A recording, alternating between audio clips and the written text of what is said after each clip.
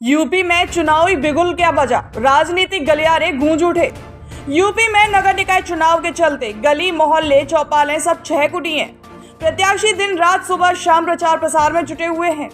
Hindi news 24 की team उतरी है हर गली हर मोहल्ले हर वार्ड में चुनावी पहल आप तक पहुंचाने के लिए, क्योंकि हमारा काम ही है हर खबर आप तक पहुंचाना। आइए देखते हैं आज की पेशकश में हिंदी न्यूज 24 की टीम कहां पहुंची और क्या कहती है वहां की चुनावी हलचल। नमस्कार, हिंदी न्यूज 24 में आप सभी लोगों का स्वागत है। आज हम अशफाक कस्बे के अंदर इंदिरा स्कूल में मौजूद है। यहाँ के जो ऑनर हैं कुमार बहादुर मिश्रा जी के साथ हम आए हुए हैं। इनसे हम जानेंगे, क्योंकि नगर निकाय चुनाव का डंका बज चुका है पूरे स्टेट के अंदर, यूपी के अंदर, और अश्विना में भी नगर निकाय चुनाव होना है। हमारे यहाँ 4 तारीख को मतदान होना है। लगभग 50 वर्ष की उम्र हमारे गुरुजी की हो चुकी है। इनके समय में कई चेयरमैन आए और कई चेयरमैन गए। इनसे हम ढेर सारी बातें करेंगे और जानेंगे कि अशफाक कस्बे के अंदर किस तरीके का चेयरमैन होना चाहिए जो अशफाक कस्बे को एक विकास का नया पहिया, एक विकास की नई राह दिखा सके और विकास की ओर ले जा सके। गुरुजी, आपका हमारे चैनल पर बहुत बहुत स्वागत है।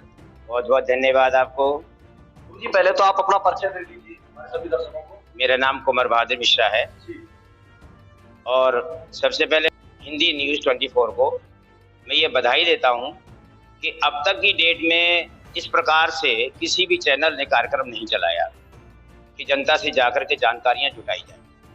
और मैं अपनी जनता को बधाई देता हूँ कि अब जो इस समय पे परिस्थितियाँ बन रही हैं चुनाव की, जो सीट आई हुई हैं उसमें प्रत्याशी खड़े हुए हैं। मेरे लिए दरअसल में चूँकि मैं गुरु पद पे हूँ तो मेरे लिए सारे ही सम्मानी सीटें हैं। मैं सभी का स्वागत करता हूँ। लगभग 30 साल से मैं इस कार्य में हूँ, इंस्टीट्यूशन चला रहा हूँ और मैं पूरे अशफाक को लगभग जानता हूँ, हर गली को जानता हूँ। मैं चुनाव भी लड़ चुका हूँ, लेकिन मेरा जो अनुभव है अपने क्षेत्र को लेकर के वो शायद पता नहीं जनता को पसंद आएगा कि नहीं आएगा, लेकिन मुझे निष्पक्ष होकर के ही बोलना चाहिए। और आज मैं पुनः एक बार हिंदी न्यूज़ 24 को बधाई देते हुए आपको शुभकामनाएं देता हूँ कि आप इसी प्रकार से जनता को जागरूक करते रहिए। आपका कोई भी प्रश्न हो आप मुझसे पूछिए। जैसे गुरुजी आपने बताया 30 साल से आप स्कूल चला रहे हैं और 30 वर्षों का आपको कॉलेज का भी अनुभव है। 30 वर्षों के दौरान करीब 6 चेयरमैन आपके सामने समय में रहे। सबसे अच्छा कार्यकाल किस चेयरमैन का रहा? देखिए, मेरे लिए तो सारे ही चेयरमैन अच्छे हैं, परंतु जो मैंने बड़ी बारीकी से देखा है उसमें अशोक जी का कार्यकाल मुझे सर्वोत्तम लगा। अब कहने को तो हमारी जनता है, कुछ भी कह सकती है, लेकिन मुझे किसी से कोई मतलब नहीं है। मैंने जो उनका कार्य देखा है, जैसे कि मैं आपको एग्जांपल दूं, सीवर बहती रहती थी, कोई सुनने वाला नहीं। आज की डेट में एक भी गली में सीवर नहीं बह रही। इसको भी तो कहना पड़ेगा भाई। नल, आंधी आ रही है, तूफान आ रही है, नल 2-2, 3-3 दिन नहीं आते थे, लोग हल्ला मचाते रहते थे। लेकिन अशोक जी के कार्यकाल में एक दिन हल्ला नहीं मचा।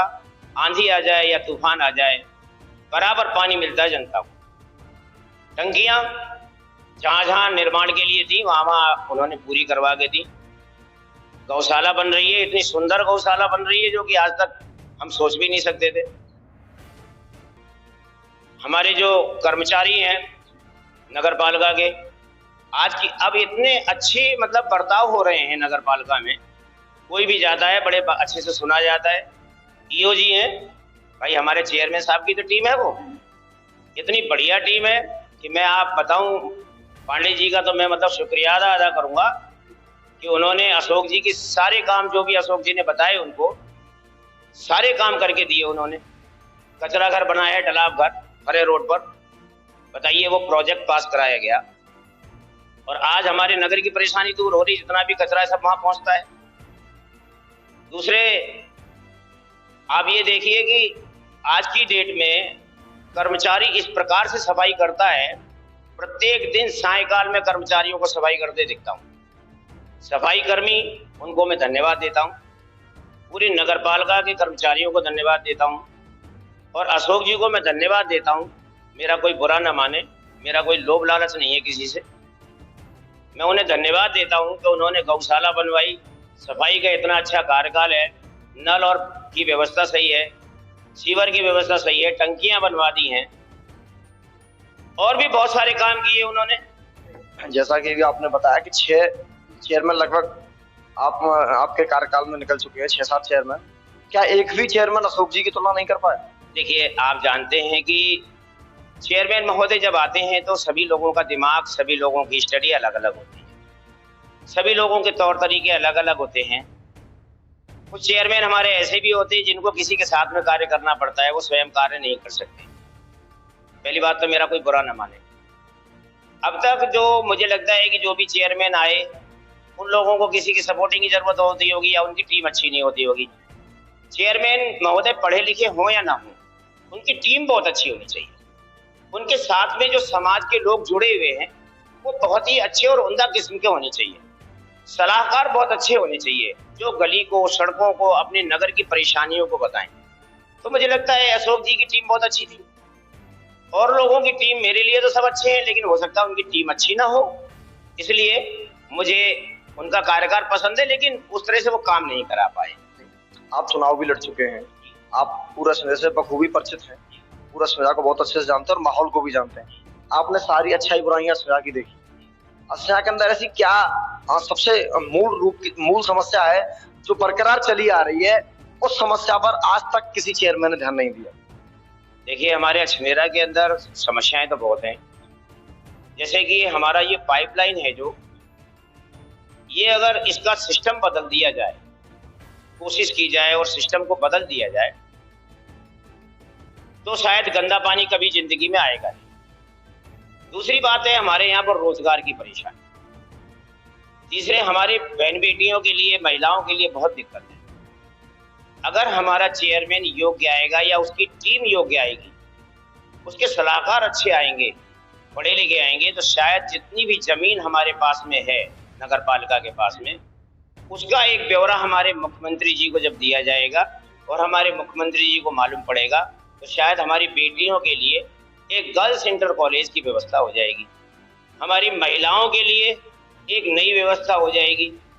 दूसरे, हमारा जो नगर है इसको सुरक्षित रखने की एक अच्छी व्यवस्था हो जाएगी, जैसे कैमरे लगवाने की। कैमरे भी लगवाए जाएं तो इस तरह से ऐसे पॉइंट पे लगवाए जाएं कि नगर में चोरी नाम की चीज हो ही नहीं।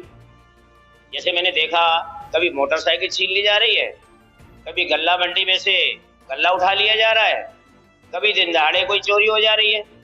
यदि हमारा चेयरमैन और उसकी टीम अच्छी होगी तो हमारे नगर के लिए इतने अच्छे कार्य हो सकते हैं कि शायद जिसको हम लोगों ने सोचा भी नहीं होगा, और ऐसा करना भी चाहिए। यही हम लोगों का फर्ज बनता है। अभी सारे उम्मीदवार मैदान में है गुरुजी, आपने देखा सभी पार्टियों ने अपने अपने प्रत्याशी मैदान में उतार दिए, भाजपा वालों ने भी, आरएलडी वालों ने भी, सपा वालों ने, बसपा वालों ने।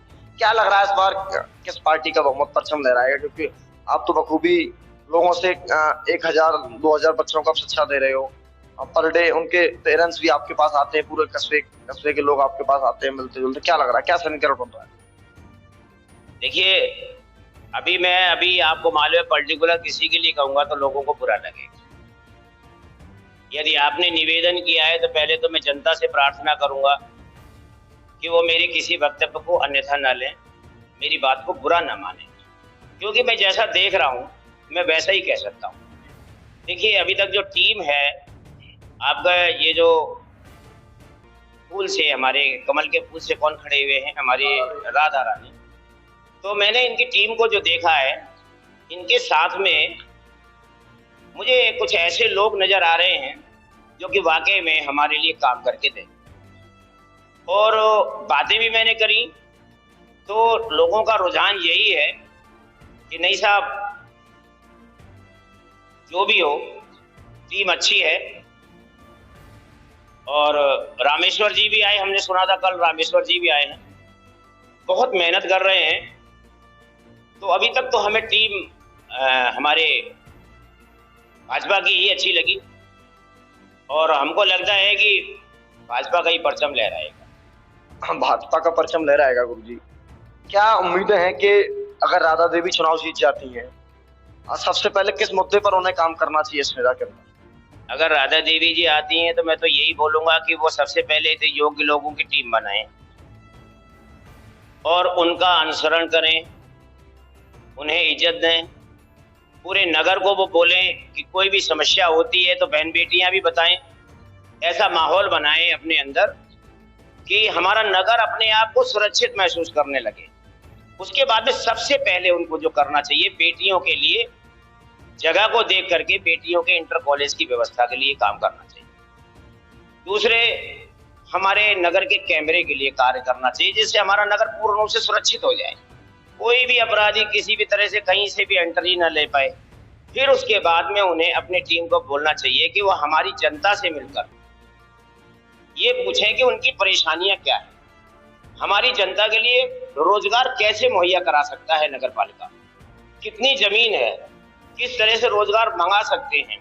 हमारे योग्य जनता से बात करके, योग्य लोगों से बात करके हमारे यहाँ पर इस प्रकार की व्यवस्था वो कराएं कि हमारी जनता, हमारे आसपास के गांवों को जो बेरोजगारी से झूल रहे हैं, बेरोजगारी की समस्या से परेशान हैं, उनकी बेरोजगारी कम से कम 50% दूर हो जाए।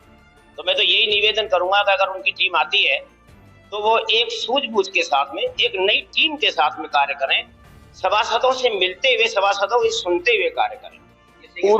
पूर्व चेयरमैन रहे आरएलडी के प्रत्याशी, इस समय उनकी मैसेज है, क्या लग रहा है?